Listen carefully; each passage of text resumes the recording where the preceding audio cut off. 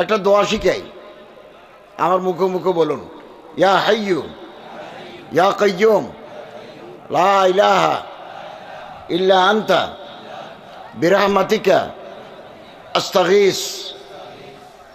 আবার ইয়া হাইয়ু ইয়া কাইয়ুম লা ইলাহা ইল্লা আনতা বিরহমাতিকা আস্তাগীস।